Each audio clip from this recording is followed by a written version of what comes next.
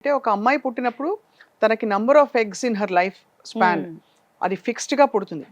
So కాలం గడుస్తున్న కొద్దీ eggs తగ్గిపోతూ ఉంటాయి, అంతే కదండి. ఎస్, అండ్ రిలీజ్ అవుతున్న ఎగ్స్ సంఖ్య కూడా తగ్గుతుంది కదా తగ్గుతుంది. As she gross older. Yes. అందుకే అర్లీగా ప్రెగ్నెన్సీ బెటర్ అని చెప్తుంటారు అవును. మీలాంటి ఎక్స్పర్ట్స్. అవును అవునవును. ఈ అకౌంట్ అనేది బై బర్త్ ఒక 4 మిలియన్ ఉంటే ప్యూబర్టీకి వచ్చేపాటికే తగ్గిపోతాయి. అక్కడ నుంచి ఎవ్రీ మంత్ ఒక ఎగ్ రిలీజ్ అవ్వడానికి కొన్ని 20 or 30 కొన్ని ఎగ్స్ వేస్ట్ అవుతా ఉంటాయి అన్నమాట.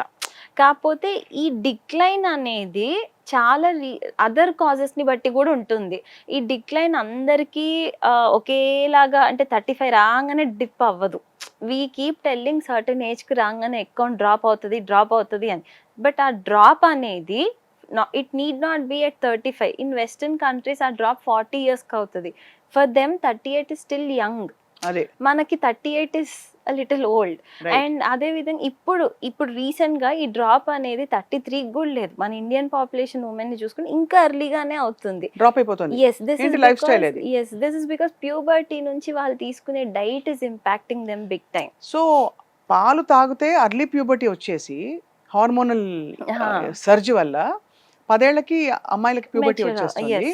సో వాళ్ళకి ఎగ్స్ రిలీజింగ్ తొందరగా మొదలైపోయి ఎగ్జాస్ట్ కూడా తొందరగా ఎగ్జాస్ట్ అయిపోతుంది. ఇది చాలా పెద్ద అదొకటి.